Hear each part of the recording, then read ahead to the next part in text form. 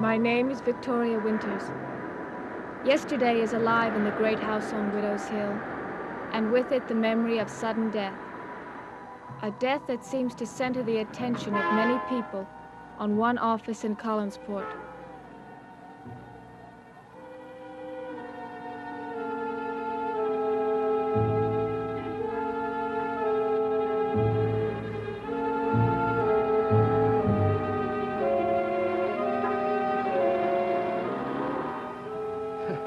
Him too? Well, all right, yes, ask him to come in.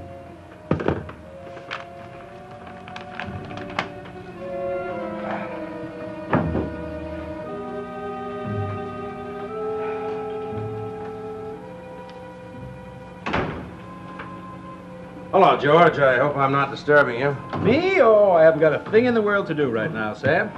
And there's nothing I'd rather do than spend a few minutes with my good friend Sam Evans. Sit down. Make yourself comfortable. Well, I haven't got much time. Just passing by. Well, you have time to have a cup of coffee. Well, I don't want to bother you. Like I said, I was just passing by. That is what you said, isn't it? Yeah. And here I've been sitting here wondering why you were so late. Me? Yes, I began to worry about you, Sam. I thought maybe you were sick or had to leave town or some foolishness like that. I've got no reason to leave town. Well, I didn't say you did, but the thought occurred to me when you didn't show up. See, I've been sitting here waiting for you to just be passing by and dropping in since 9 o'clock this morning. Be right back. Just want to get this report on its way.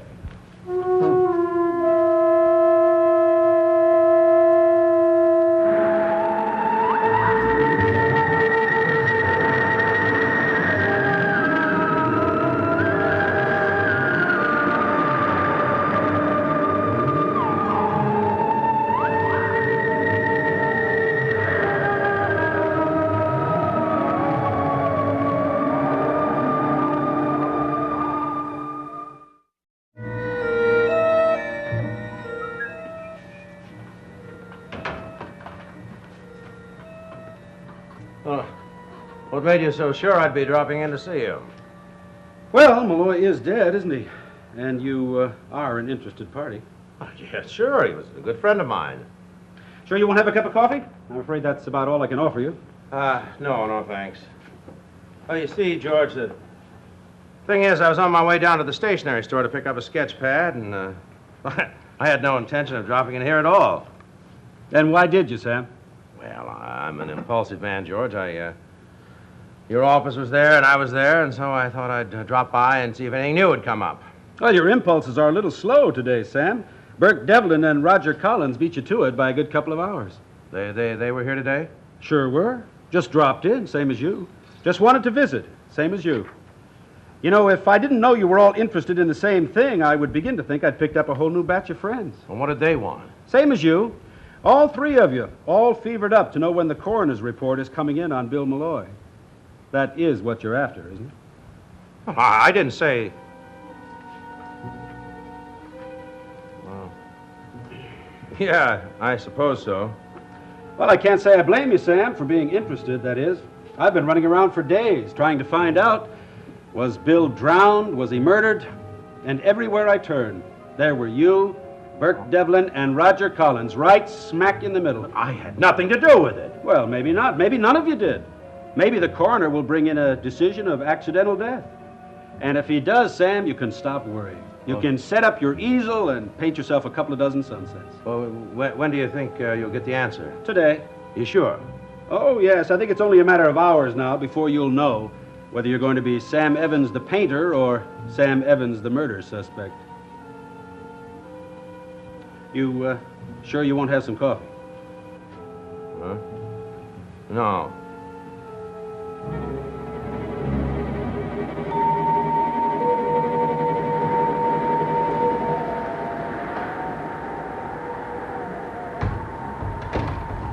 David. Yes, Elizabeth? Come in here for a minute, please. Yes.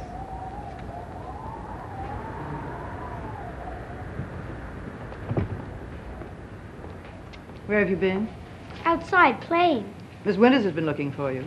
She's back. I thought she wasn't going to be here anymore. Whatever gave you that idea? I was sure you fired her or she quit or something. No, she's still here. Oh, great. Just great. She didn't give me any lessons today, Aunt Elizabeth. She never showed up at all. I know all about that, David. Your father took her to the cannery. I thought she quit. David, you're going to have to get used to the idea that Miss Winters is going to be your tutor for a long, long time. Even if I never get to like her? You've never tried very hard. You shouldn't have to try. Either you like somebody or you don't like them. Well, it isn't as simple as that. Particularly if you're a little boy who finds it difficult to like anybody. But I like you. That's only one person. I like Mr. Devlin. That makes two. I don't think I like the company you're putting me in. Why do you hate him so much, Aunt Elizabeth? I don't hate Mr. Devlin. He told me to call him Burke. It's difficult to explain, David. There's so many things you wouldn't understand. I'll bet it's about Mr. Malloy. David, why don't you go upstairs and tell Miss Winters you're back? See? You're treating me like a kid, and Burke wouldn't do that. Oh? What would he do? If I asked him about Mr. Malloy, he'd tell me. He'd even tell me if the sheriff found out who killed him yet. Mr. Malloy wasn't killed. He drowned accidentally. But Burke doesn't think he just drowned. I don't really care what Burke thinks. Burke would tell me. He'd tell me anything. That's why I really like him. David, you don't know anything about him. He's my friend. If I told you he wasn't to be trusted, would that make any difference? No, because I wouldn't believe you. All right, David, that's enough. I'll bet that's what you told the sheriff. But you even told him that Burke killed Mr. Malloy. David, go to your room. Well, it's not true. I don't care what you think. Burke's my friend, and he didn't kill anyone.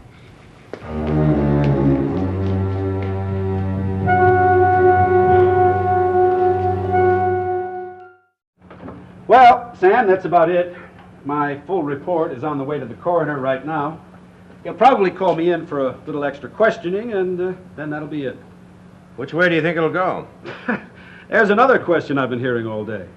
Oh, look, George, you must have some idea. Sam, we've had our little visit. Now, you still have that sketch pad to buy, so why don't you go do it? Leave me with a few minutes' peace before I get the call from the coroner. You think he'll be busy after he calls you?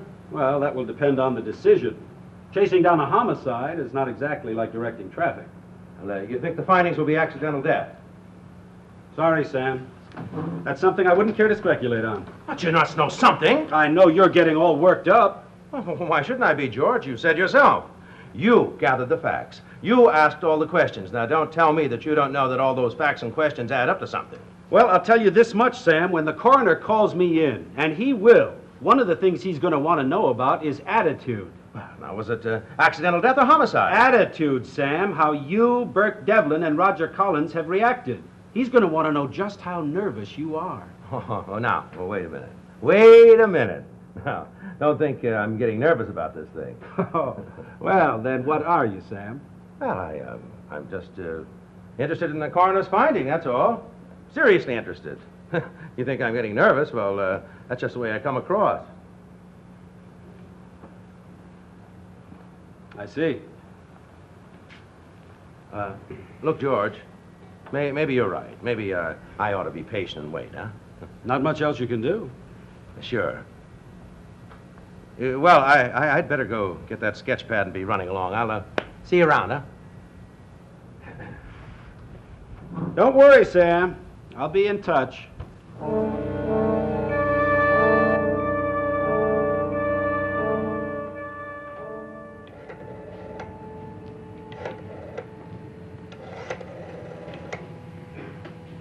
Hello, is this the hotel?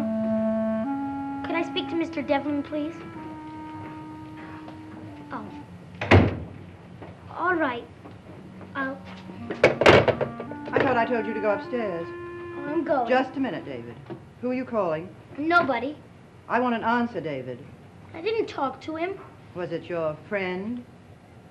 I had to tell him, Aunt Elizabeth. I had to. Tell him what? He would just be mad at me. What did you have to tell Burke? About you and the sheriff. That the sheriff thinks that he killed Mr. Malloy and that you do too. That's nonsense. When did I ever say that? In there, just a little while ago. I think Burke ought to know so he can do something about it. I don't think anybody killed Mr. Malloy. I know, but that's what you said. Then how could I also accuse Burke of murdering him? I don't know, but that's what it sounded like to me. That's your imagination, David, nothing else. What about the sheriff? David, I can't tell what's going on in his mind. I'm sure he thinks as I do. Now, does that satisfy you? I'm sorry, Aunt Elizabeth, but I don't think you're telling me the truth. I do not lie to you, David. You really think that Mr. Malloy was murdered? But you keep telling everybody he wasn't, because that's the way you want it to come out. David, what am I going to do with your wild imagination? Mr. Malloy was killed, just like you really think. But Burke Devlin had nothing to do with it. I never said he did. But you think it. All right, David. Go upstairs. Go to your room and stay there. Lie in the bed, read a book, do your studies. I don't care, but just go upstairs.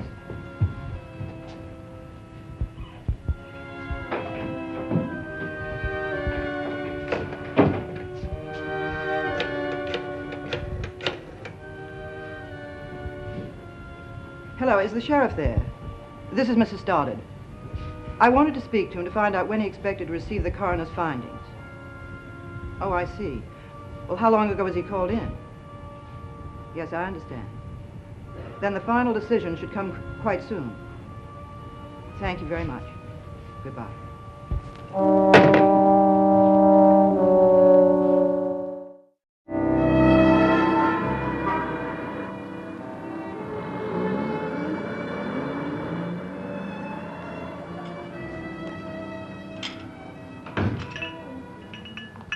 hi, Pop. You want some coffee? No, thanks, darling. I just want to rest my feet. Well, better here than in the Blue Whale. Yeah. Oh, look at that brow.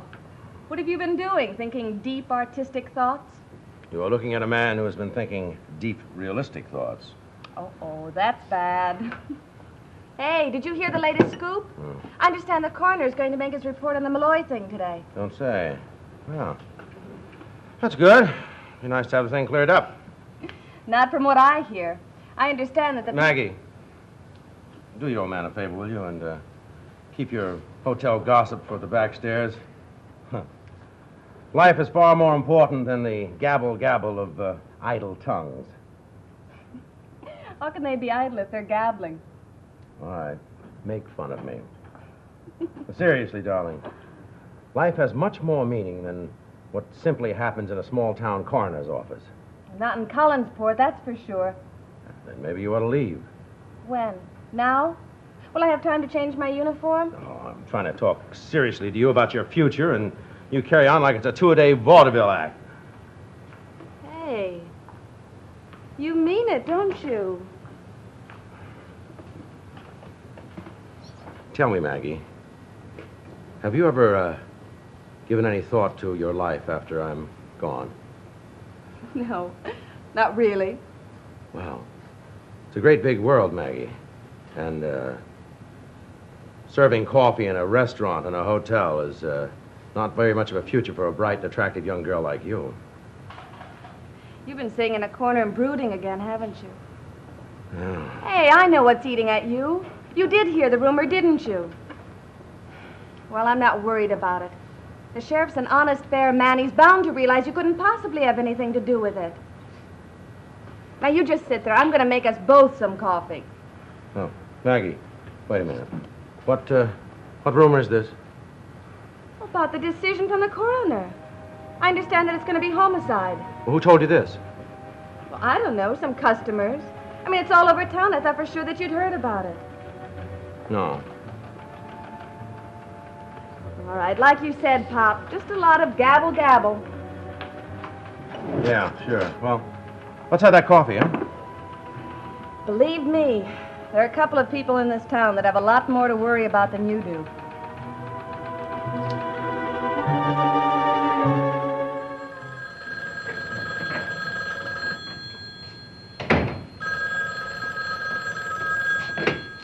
Hello?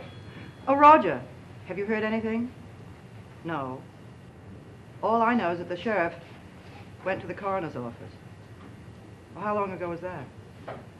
Well, if he's left the coroner already, we should have had have a decision very shortly, wouldn't you think? Well, of course. If I hear anything, I'll call you immediately. Fine. Goodbye. David, where do you think you're going now? For a walk. I thought you'd be studying. I will, Aunt Elizabeth, I promise. I just want some air. You can get all the air you want after your schoolwork. Please, Aunt Elizabeth, just 5 minutes? Not even for 1 minute. Now, march right back up those stairs.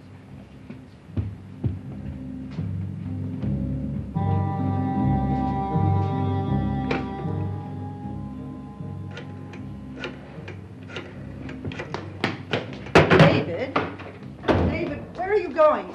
David, come back here. David!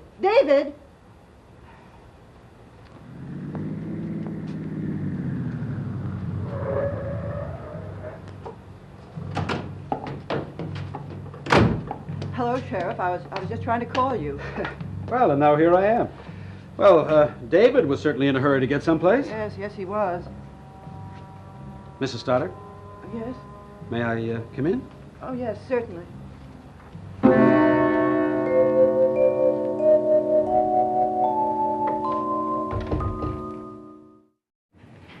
Yeah, that's right, Harry. I'm up at Collinwood.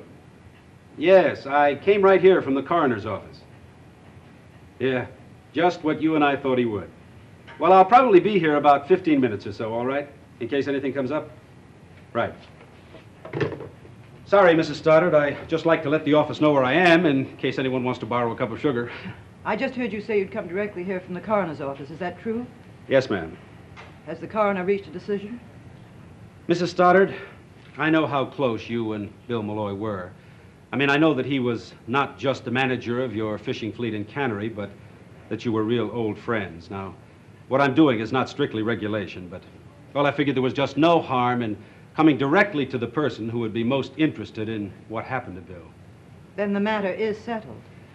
Mrs. Stoddard, if Bill was murdered, you would want the person who did it, the guilty person, apprehended and punished, wouldn't you? No matter who he was?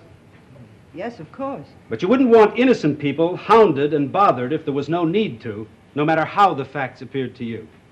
No, of course not. Well, I'm glad to hear that, Mrs. Stoddard, and I hope the rest of the people in this town feel that way. Because I'd like to close the file on this case right now and just forget it ever happened. Then the coroner doesn't think it was homicide? No, ma'am. Accidental death due to drowning. Then it's over. Yes, ma'am. It's over.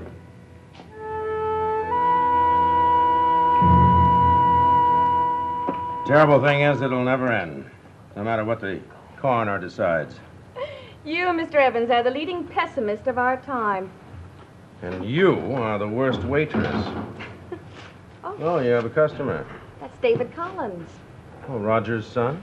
He's a cute kid, isn't he? Hi, David. Did you come in town for a little ice cream? No, I was looking for Mr. Devlin. Well, he's not in here. He's not in his hotel room either. I called him on the house phone and nobody answered. Well, if it's that important, you can always leave a message with the desk clerk. No, it's all right. Come on over and meet my dad, and I'll get you some ice cream on the house. Do you know what that means? Yep, it's free. What's your favorite flavor? I don't think I want any right now. Thank you anyway. Oh. This is my dad, and this is David Collins, who doesn't want any ice cream. Mr. Collins, Mr. Evans. How do you do, Mr. Collins? Hello. Okay, David, up on the chair. Whether you like it or not, you're going to get a super-duper sundae. Sit down, son. May I call you David? Sure. David, did anyone ever tell you that you have a great smile? No. Well, you have, and I'd love to paint it someday. Are you an artist, Mr. Evans? Am I an artist? Son, I can take a raging storm and turn it into something beautiful. I can take a buttercup and breathe eternal life into it. Gee, you must be a genius. Well, not quite. How's your father these days? Oh, do you know him? Well, in a manner of speaking. How is he? He's all right, I guess. Huh? I think I have to be going. Hey, not so fast. What about your ice cream? I don't think I have time, thank you. Glad to meet you, Mr. Evans. The pleasure was all mine.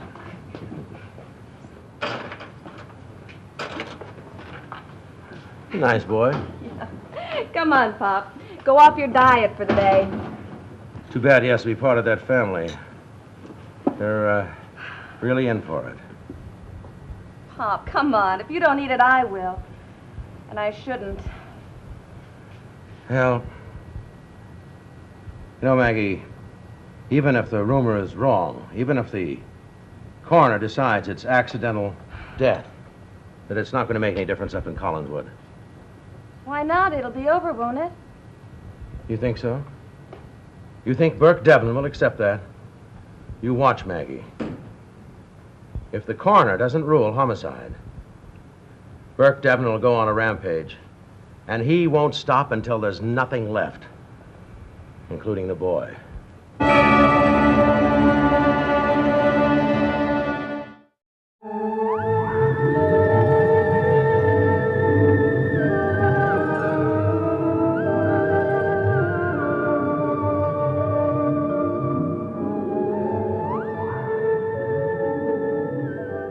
In the rugged mountains of Austria, Peter Murphy and Eva Wainwright risked their lives to aid a priest in his flight for freedom on The Man Who Never Was, in color tonight on ABC.